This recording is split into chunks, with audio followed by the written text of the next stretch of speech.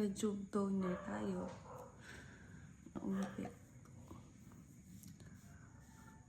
O diba? Isang pahid pa lang, nagpipinkish na yung pisngi ko. Char! Yun nga lang din kasi, lagi kong nakakalimutan magpahid. Although dating sipag-sipag ko naman. Ngayon kasi tinatamad na ako eh. So, pahid na lang siya. Ganyan. Ayan, kaya rin ako sinipag mag-skincare ngayon kasi, ayan o, nakikita nyo ba yung taghihawat ko? Ayan ang dahilan kung bakit ako sinipag ngayon. Dumadami sila o. Isa, dalawa. Tapos meron pa dito, medyo nawala na nga lang siya kanina. Hindi ata siya nagtuloy. So, kita nyo ba yung ano yan? Yung dumi yan? Dumi yan sa face ko. Ang sarap niya sa balat pag malamig siya. Gawin natin yan dito sa may mata kasi yung eye bag ko, ang itim niya na naman.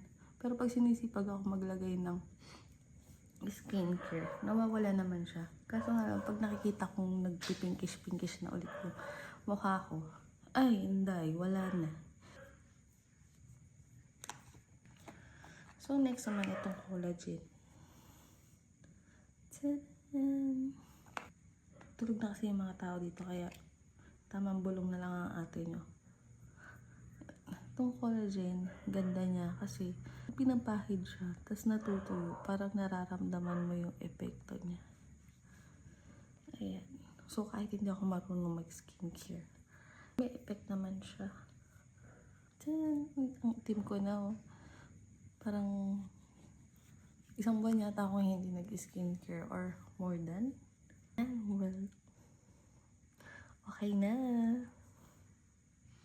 Ayan, yung eye bag ko na lang. So, yun, comment down kung paano ko mapapalit yung eye bag ko. Kasi sobrang itim niya na. So, yun lang. See you guys. Bye. Thank you for watching.